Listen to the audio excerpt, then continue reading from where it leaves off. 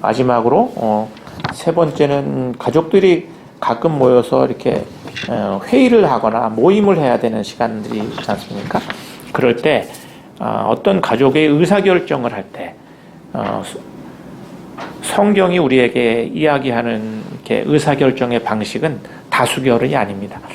성경에서 우리에게 의사결정할 때 어떻게 하기를 원하시냐면 하나님의 뜻이 무엇인지를 우리가 분별하고 하나님의 뜻을 따르기를 원하는 것이 성경이 우리에게 가르치는 의사결정의 방식이라고 생각합니다. 그래서 가족들이 만약에 회의를 하게 되는 경우가 있으면 그때도 우리 가족을 향한 하나님의 뜻이 무엇일까를 중심에 두고 회의를 하는 게 저는 그리스도인 가정의 회의 방식이라고 생각합니다. 더 많은 사람이 원하는 것.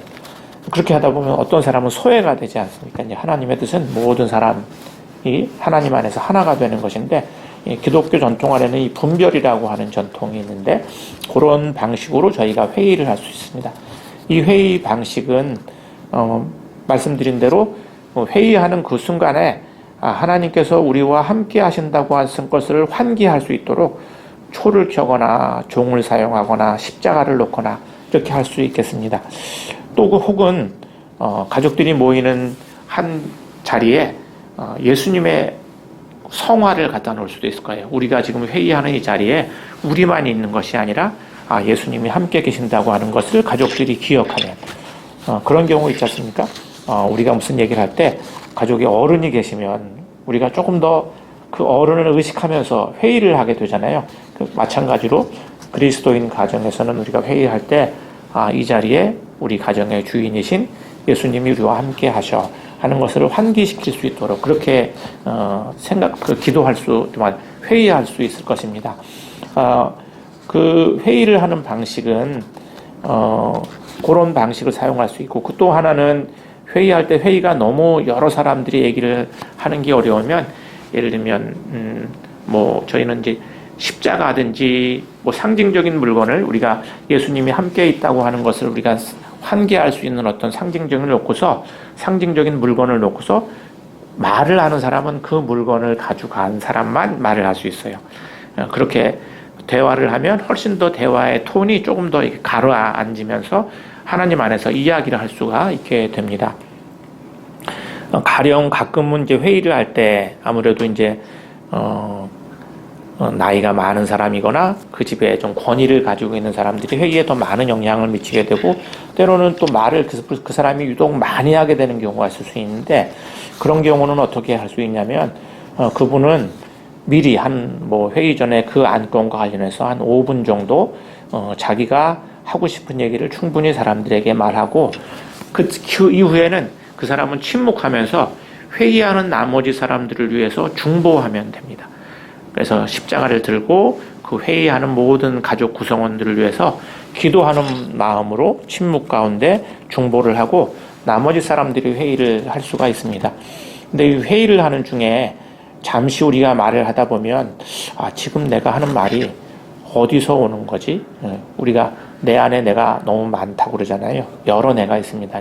정말 하나님께서 우리를 빚어주신 참다운 내가 이야기를 하고 있는 건지 아니면 내가 아주 이기적인 거짓자가 지금 이야기를 하고 있는 건지 하는 것들을 잘 분별하면서 대화를 할 수 있으려면 가끔씩 회의 중에 한 7분에서 10분 정도 회의 중에 종을 칠 수 있습니다. 그러면 잠시 멈추어서 지금 우리가 성령님의 뜻을 잘 따르는 분별을 하면서 대화를 하고 있는 건지 아니면 내가 관철시키고 싶은 아젠다를 내가 막 주장하고 있는 건지를 잠시 돌아볼 수 있어요. 그래서 한 회의 7분이나 10분 정도 일정한 간격을 두고 한 사람이 종을 칩니다. 그러면 종을 칠 때는 잠시 멈추었다가 다시 대화를 이어갈 수가 있습니다.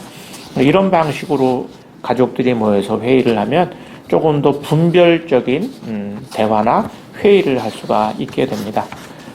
마지막으로 공동 분별이 꼭 이것인지 서로 의견이 대립되는 의견을 가지고 우리가 의사결정을 해야 될 때가 있습니다. 근데 너무 양쪽 의견이 팽팽해서 가족의 갈등 요인으로 작동할 수 있을 때가 있거든요. 그럴 때는 이렇게 분별을 할 수 있습니다. 똑같이 가족 구성원들이 이 회의는 하나님의 뜻을 우리가 분별하는 회의다 이렇게 생각하시고 잠시 침묵 가운데 반대되는 두 의견이 있으면 두 의견이 다 전적으로 틀린 경우는 없다고 생각합니다. 다 부분적인 타당성이 있는데 잠시 구성원들이 다 기도 가운데서 지금 우리 가족을 위해서 하나님께서 이 의견이 관철되기를 원하시는 뜻은 무엇일까 하는 것들을 기도 중에 함께 묵상합니다. 반대하는 사람도 우찬송하는 사람도. 그렇게 보면 내가 이 의견을 찬송하는 어떤 취지가 아니라 하나님이 이 의견이 우리 가족에게 필요하다고 생각하는 이유는 뭘까를 잠시 기도 중에 묵상하고 첫 번째는 그것을 나눕니다. 찬송하는 사람, 반대하는 사람. 두 번째는 다시 또 잠시 대립되는 다른 의견을, 그 다른 의견이 우리 가족 구성원들에게 필요하다고 생각하는 하나님의 뜻은 무엇일까를 가족들이 함께 또 나눌 수 있습니다.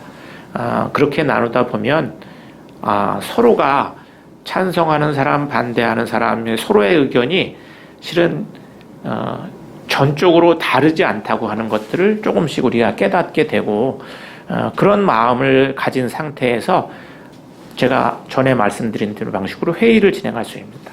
한 7분 정도 또는 5분 정도 대화하는 사이에 잠시 침묵 가운데서 우리가 지금 하나님의 뜻을 어떻게 찾아가고 있는지를 묵상하면서 대화를 나누다 보면 이 두 가지 대립되는 의견과는 전혀 다른 가족 전체를 묶어줄 수 있는 새로운 의견들이 하나님의 뜻으로 가족 구성원들에게 다가올 때가 있습니다.